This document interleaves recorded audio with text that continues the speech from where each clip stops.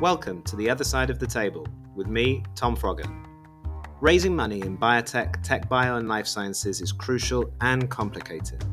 In this podcast, we'll sit down with specialist investors to understand how they see the market, how they assess potential deals, and the mistakes they see time and again that you can avoid.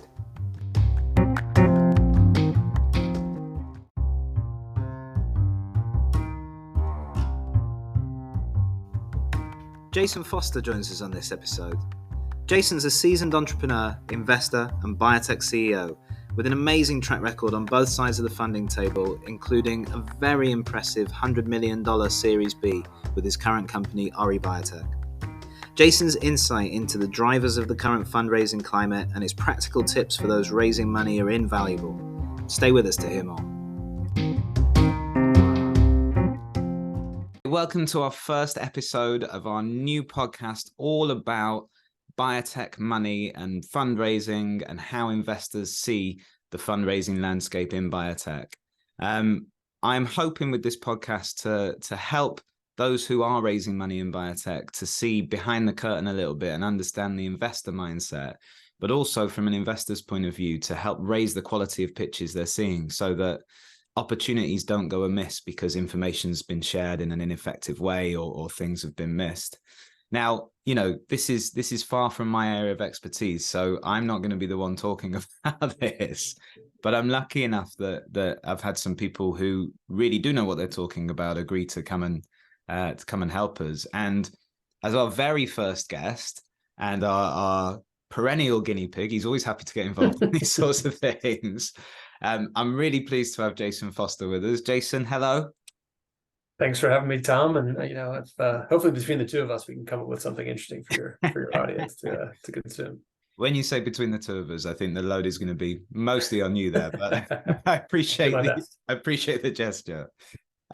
So I've recorded an introduction to this, which will tell a bit of Jason's story, but I was really excited for Jason to be the first one here because he is bringing a couple of different perspectives to this conversation in that, you know, he's the CEO of a company called Ori Biotech who have been through fundraising rounds successfully and had some real success there. And so sat on that side of the table, but also has a lot of experience as an investor individually and as part of venture networks and as part of family offices and that kind of thing. And Jason, I know your kind of investment interests spread beyond biotech and life sciences, but you know, I'm sure some of the principles apply throughout. What I thought would be great to start with is your view on the market right now, because, you know, if you read social media and listen to the press, it's all very, very gloomy. But is that really the case? What are your thoughts on where we are in September 23 in the UK biotech market? Yeah, I mean, the bad news sells, and so the media tends to focus on the negatives. Certainly, we aren't in the market we were in 2020 or 2021. We've there's been a long descent from those highs and those peaks, and I think we're starting to see some green shoots come back to the market. I think 2022 was very difficult. First half of 23 has been difficult. It continues to be hard, but we've seen, I don't know, half a dozen or a dozen IPOs go off this year that did well. It's kind of the top quality companies with the top quality assets.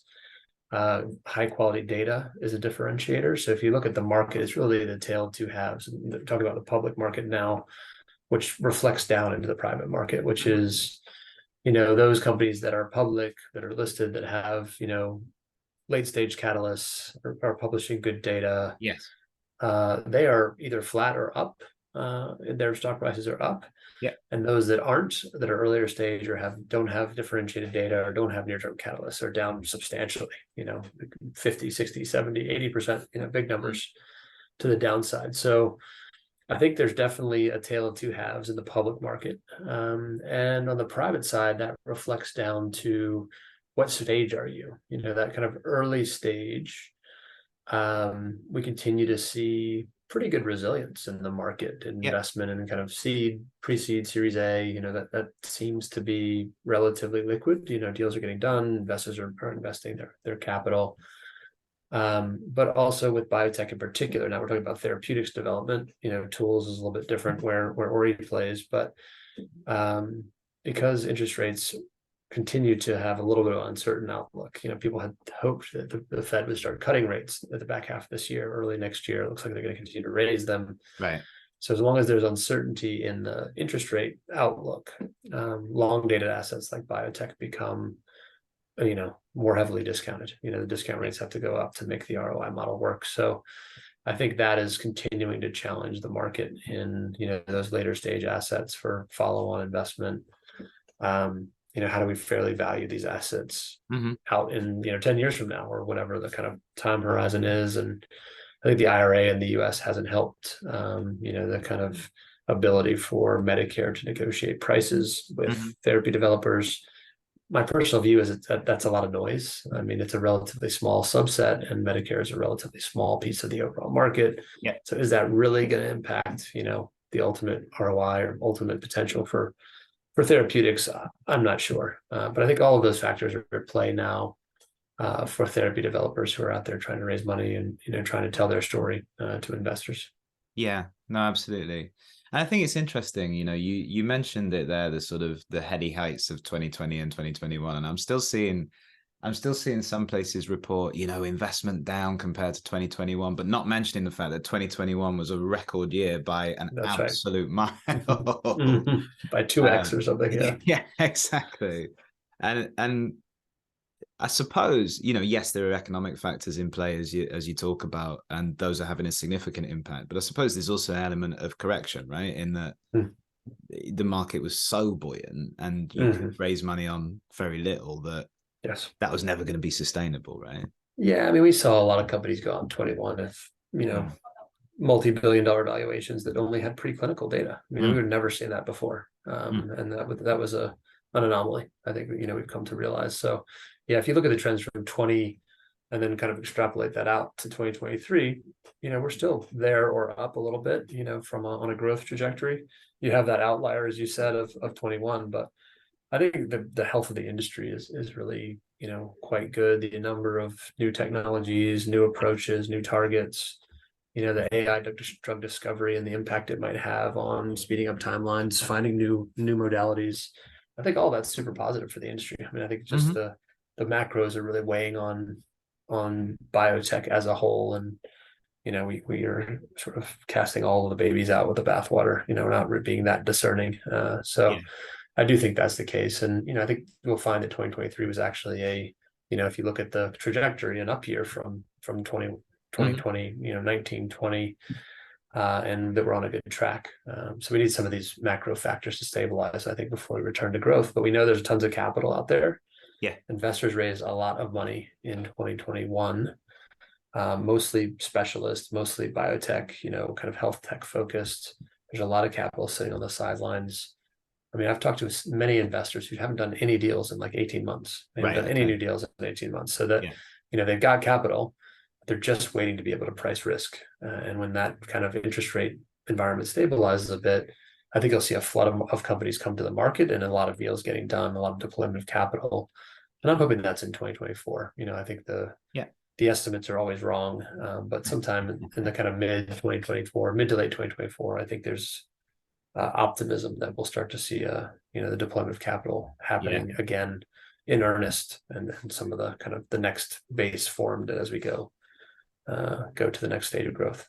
So there's an element, you think, at the minute that you always, with biotech, there's always going to be high technology risk, right? Yes. A lot of it fails, but there's more economic risk now, and that's multiplying the level of risk overall. And this is a lot of what's causing the caution. That, and also the comparables to 2021. So we're now kind of 2 years away. Usually if you're early stage or a startup, you're going to raise 18 to 24 months of capital probably to hit your milestone. So a lot of the companies that did raise in 2021 are seeing unfavorable comps. Their valuation was this, market has adjusted, now it's down here. Taking a down round is difficult for lots of reasons, both kind of emotionally, mentally, but also from a cap table management perspective. Yes. I think you're seeing that washout happen. You're seeing assets getting combined. So companies are folding, they're putting assets together, their lead programs, and forming new companies or concentrating their cash on that. this kind of Darwinian wringing out of the excesses of 21 is still happening, which I think is beneficial for the ecosystem, longer term, but it's painful while we're going through it. Yeah, absolutely. Absolutely. And I think, one of the things that kind of struck me about this whole situation is that there are lots of other factors in play here, but investors are demanding more data, obviously, and that kind of is causing some short-term issues in that, well, we raised enough money to get to this point, but now you're asking us to get here, and that is a challenge. But I think as well, there also seems to be a demand for more governance, maybe is the right word, or more discipline around how companies are run. And perhaps, this sort of, that makes it more difficult for a lot of these first-time founders or these founding teams that don't have a lot of experience and that kind of thing, that they can't show that track record of having run businesses successfully. And it seems to be there's more emphasis being put on that at the moment as well. Yeah, I mean, I think it's always true that, investors want to back people that have been there, done it before, had a successful exit. Of course, that kind of pattern recognition exists. But I think a lot of the things we're doing now, I mean, the field we work in, cell and gene therapy, is a totally new modality that's at the very kind of nascent stages. I mean, it's been around for 20 years in kind of, academia, in research. We're just now starting to bring products to market, get them into clinical trials. It's, in the tens of numbers instead of the, the ones and twos. And so we're very early on that journey, and these kind of new modalities require new skill sets and new thinking.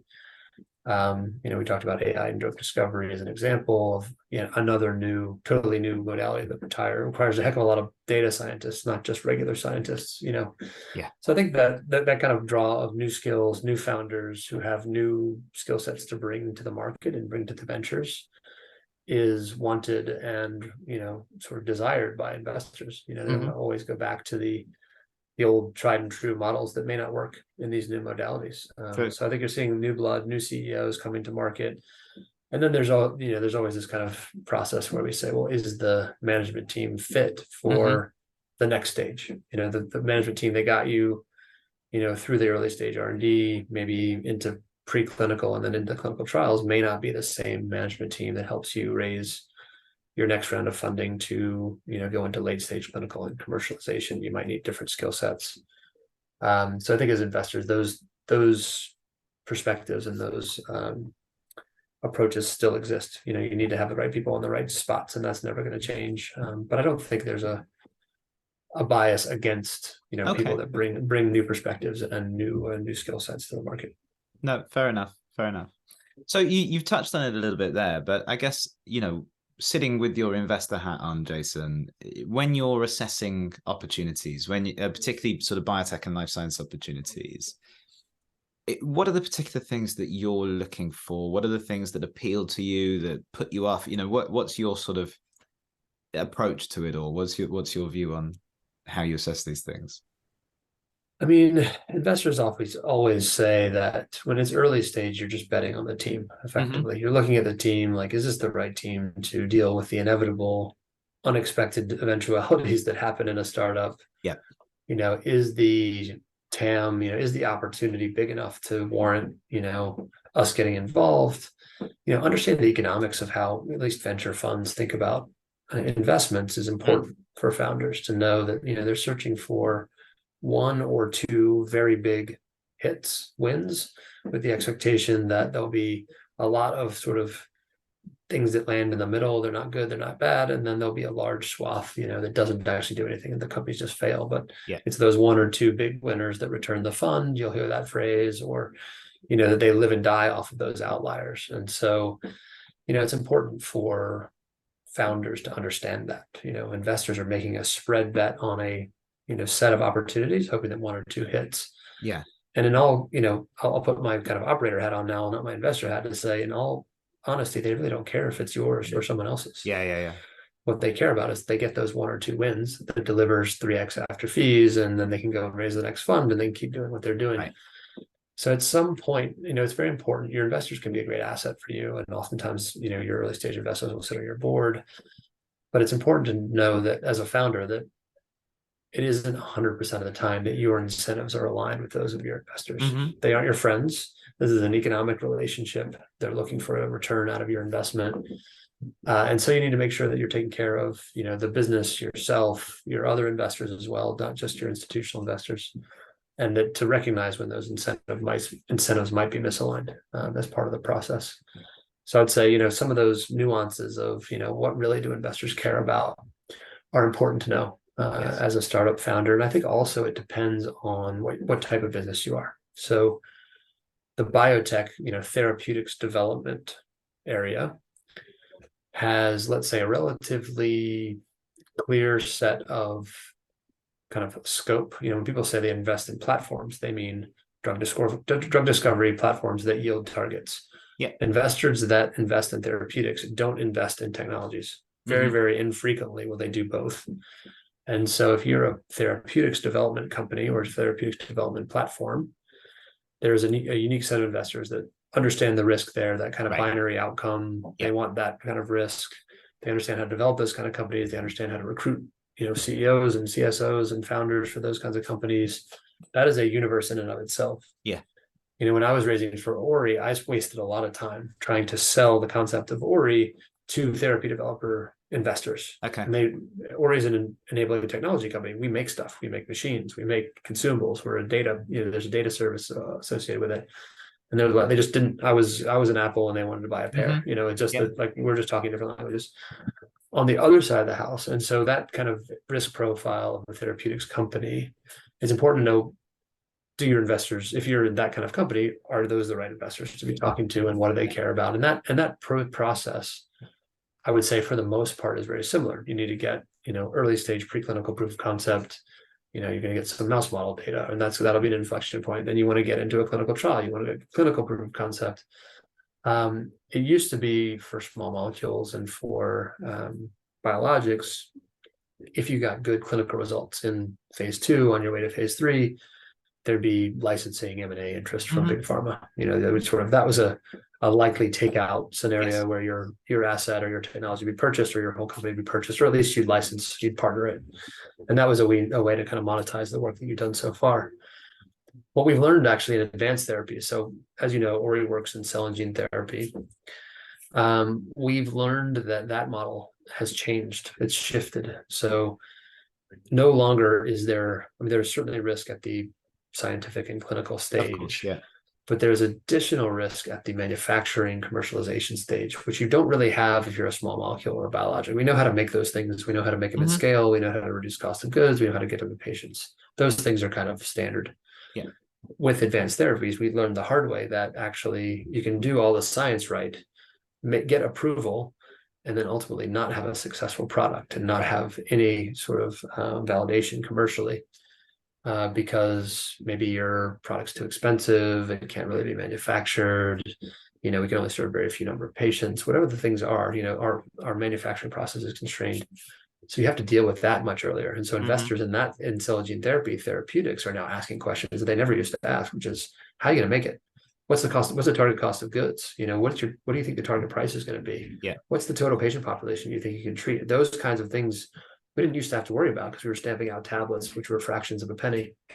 So the therapeutics landscape in some way has changed depending on the modality. So that's kind of the one side on the therapeutic side. On the other side, enabling technologies or health tech or medical devices, it becomes a little bit more bespoke for your type of opportunity. And when I talk to founders and help with fundraising or make investments, I'm often asking them questions to say, tell me what the problem is you're solving, and for whom are you solving it? And is it a problem that they're willing to pay to have solved? Yes. Now, those seem like very obvious questions. Like, of course, the answer to those questions have to be, very clear. But actually, it's not. Someone will say, well, we're going to sell to the NHS. We say, well, wait a minute. The NHS it has 10,000 payers in the NHS ecosystem. Like, are you talking to, GPs? Are you talking to NHS trusts? Is it someone in between, local authorities? Like, and all those names change every 3 years, and different pots of money go different places. Like, who exactly in the NHS is it that you're solving a problem for? And do they have the ability to buy stuff? Because ultimately, the NHS as a customer, just as an example, is a very hard customer where the actual consumers and utilizers of your technology are unlikely to be the people who pay for it. Yes. So you have people, the benefit accruing to someone who actually doesn't have purchasing possibilities. So physicians can say, no, we don't like your technology, but they can't say, yes, we'll buy it. Yeah. So they have to go through procurement, and there's all these other vagaries around the NHS. So when I look at, health tech opportunities or enabling technology opportunities, we often discuss who's the customer, what's the problem you're solving for them. And, for a lot of investors, I would say, I can't speak for all of them in the UK, having the NHS as your primary customer is a non-starter. Yeah. It's sort of like you can't start there because, death by pilot is a real thing.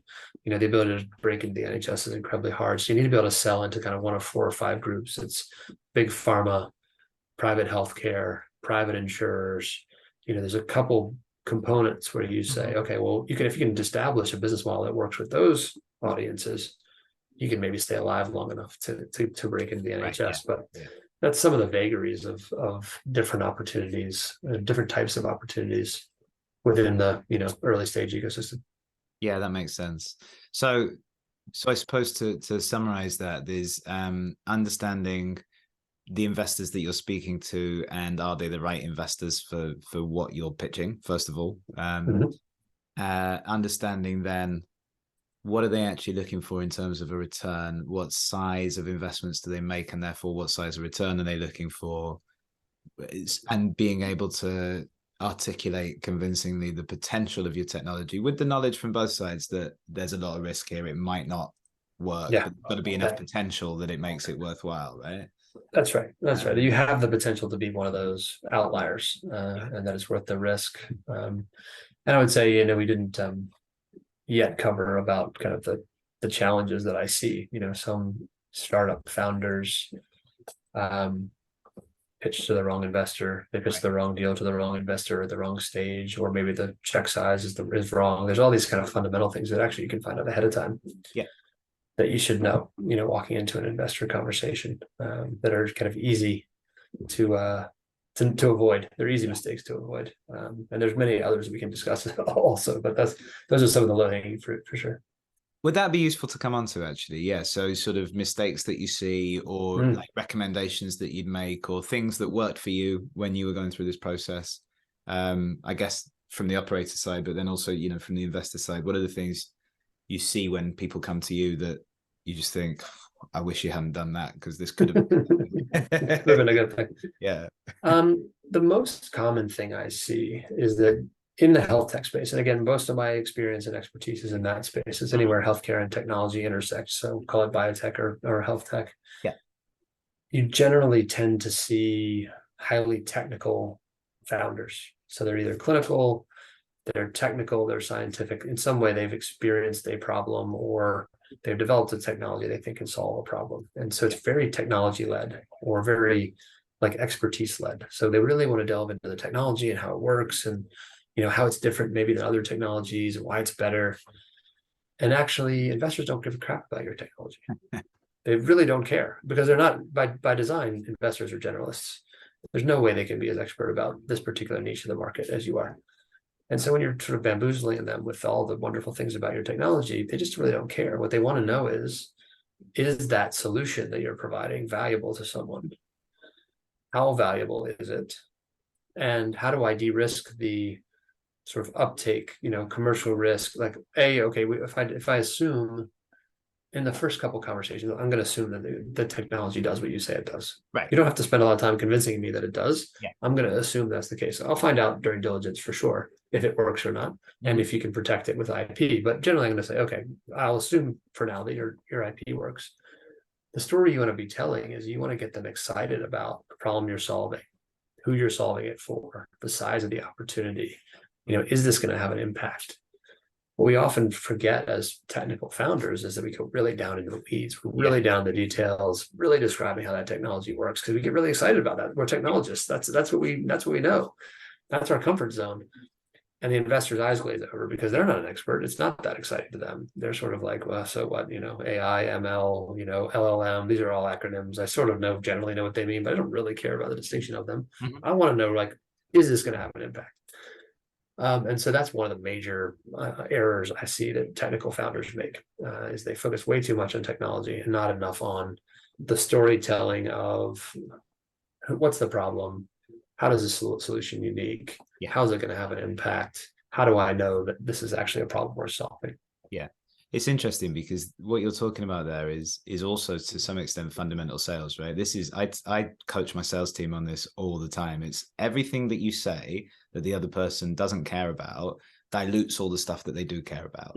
So there might be three things that will get you the sale or get you the deal or whatever, right? You say those three things and only say those three things, you probably got a pretty good chance. If you say those three things amongst 10 things they don't care about, they'll probably miss them. That's right. They get diluted amongst all the other noise, and they might miss them. Exactly right. And the other thing is, I think the thing we run into is we have 30 minutes or 60 minutes if we're lucky in an investor conversation. And we think the goal is to get them to invest in our company. Right. When in fact, the goal is to get the next conversation. You want to get them interested enough to spend more time on the opportunity because they see hundreds of opportunities a week. The only goal really is to build rapport, is to get them interested in you as a founder and to get them to open to hearing more and to start to become potentially an advocate, internally, because there's a lot of KPIs and hoops they have to jump through. And, we're not trying to get them to invest on conversation one. We're trying to start to build a relationship and to get to that point eventually.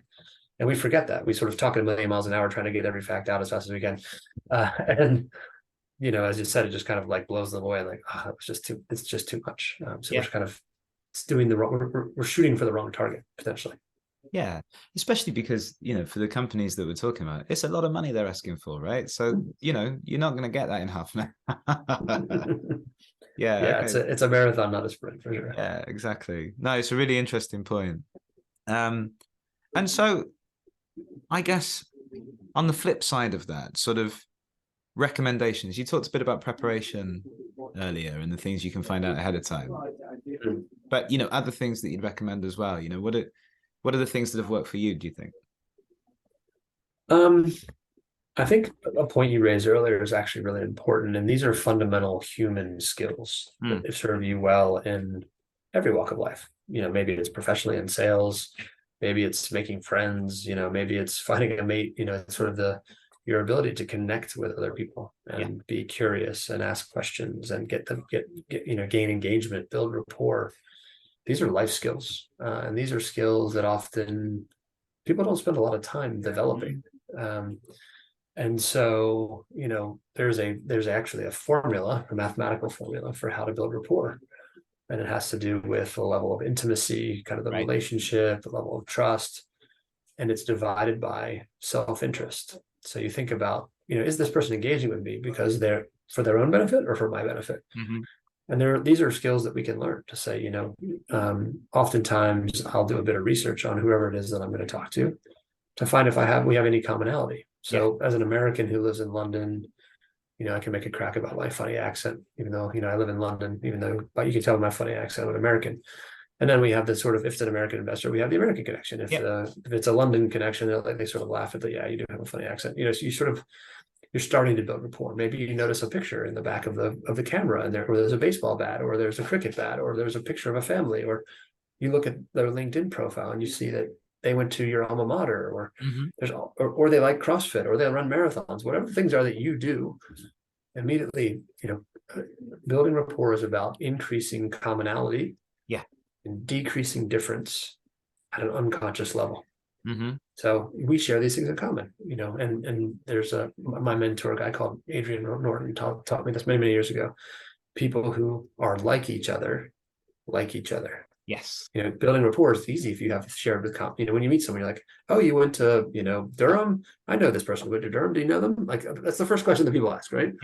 It's like, so you're trying to, as human beings, we're trying to build commonality. We're trying to build relationships. This is fundamental human skill sets that we can build as operators, as people that are pitching to investors. Believe it or not, investors are human beings. I know it's hard to believe. But they respond to those same human norms that we all do. And, storytelling, telling the story of your business. Your business is a bunch of features and facts. Your business is a story. It's about a big problem that you wanted to solve, that you're passionate about, that will have a big impact in the world. We don't want to feel like we've got some meaning to what we do every day, just reviewing pitch decks over and over again. That doesn't have a lot of meaning. Investing in meaningful companies that can have big impact, that has a lot of meaning. That's something that gets investors out of bed in the morning. So understanding these fundamental kind of human things, I think, is super important to being successful in any endeavor, but particularly in fundraising, because you're asking people to essentially go on a potentially 10-year journey with you to be part of your business, to be a co-owner of your business. Yeah. And so those factors are very important. Do we get along with this person? Do we trust them? Do we believe that they're, resilient? Do we believe they're the right person to run this business and to take it to that future that we share a belief in? Yeah. These are all super important things to get right.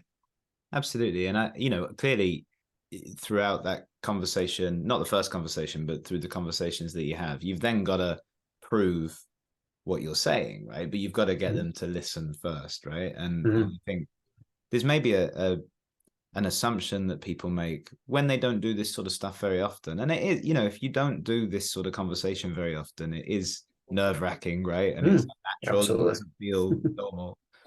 And I think sometimes people make the assumption, especially if they're speaking to someone that they see as very successful or very high profile or whatever, that they won't fall for it. It'll be transparent, all that kind. I don't care if you're speaking to a billionaire. If you find something they're interested in and you talk to them about it, they will sit with you for hours and talk about it, right? I mean, billionaires are human beings too. Yeah. Yeah. I mean, in this, there's search for relationship and commonality and connection. Those are the things that, and we don't spend a lot of time, unfortunately. I think when we're pitching, we're in pitch mode. We don't spend a lot of time listening. We're on transmit. We're trying to get the facts across and get the story across, and asking the question of to say, like, is this resonating with you? Do you have any experience in this field? What are your thoughts on that?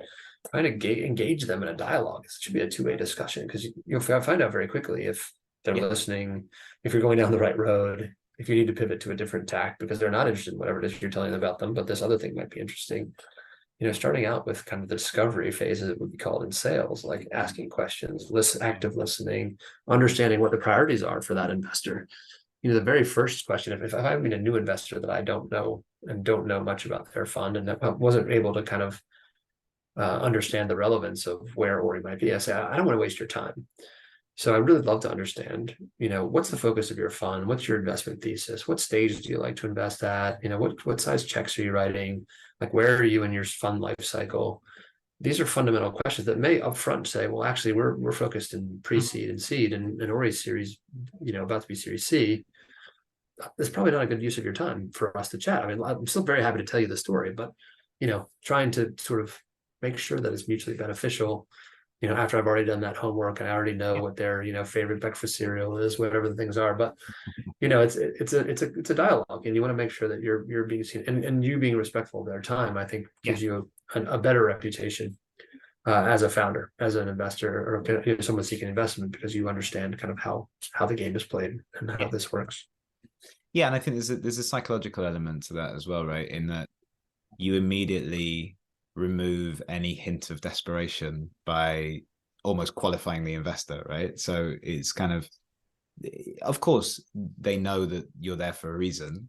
But if you totally focus on the fact that you need investment and you're not interested in what they're after, then that never works, right? It doesn't come across well. It doesn't speak to the attractiveness of your proposition either. Yeah, exactly.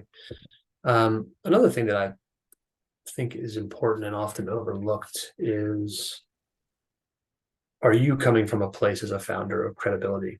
So it's likely you'll be a technical expert. That's probably why you sit in the chair. That's probably why you founded the business. But when they Google you, what do they find? Yeah. When they look at who you're connected to in LinkedIn to, what do they find?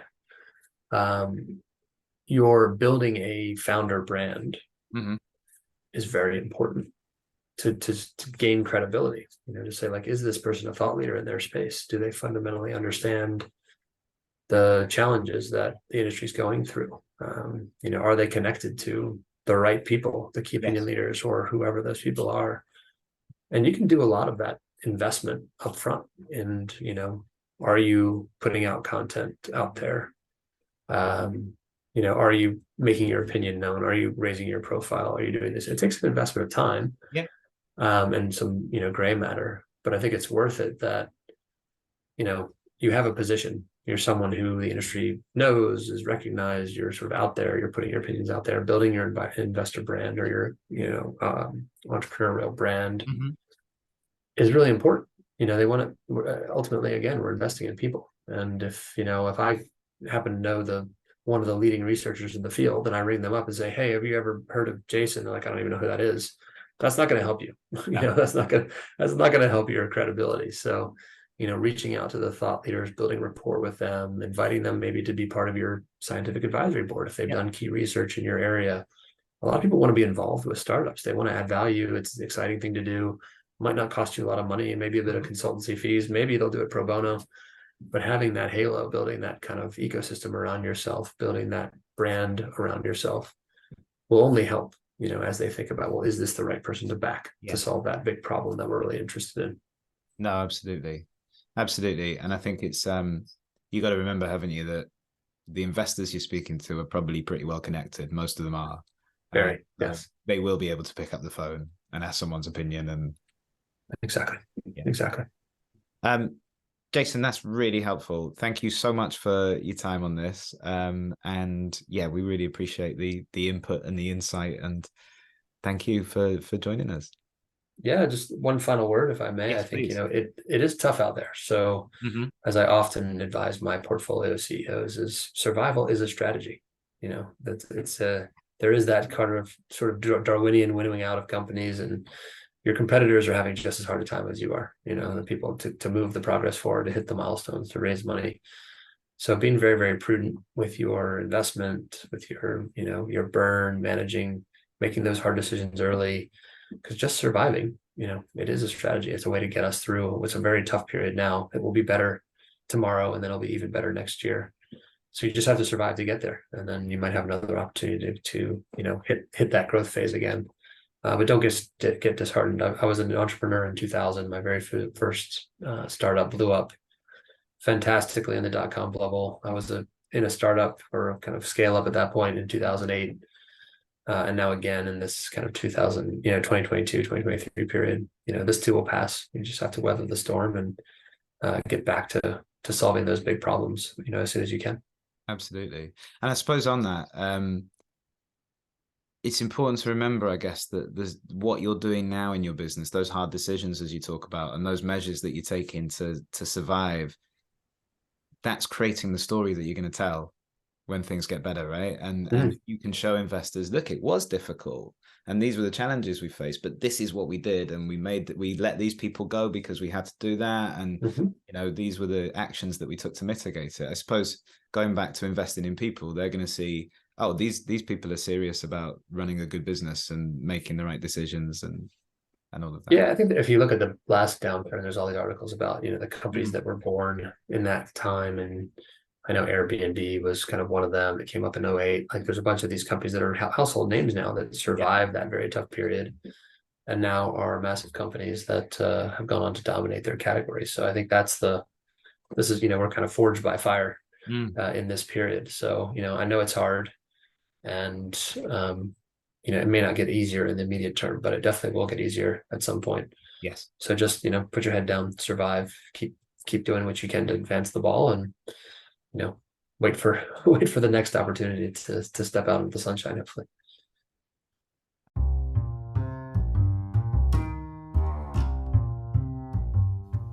Thanks for listening. Outside of hosting podcasts, I'm the CEO of a company called Singular. We work with biotech businesses from seed to Series B to help them build a brilliant culture that delivers on their milestones. Come check us out at www.singular-biotech.com, and I'll see you next episode.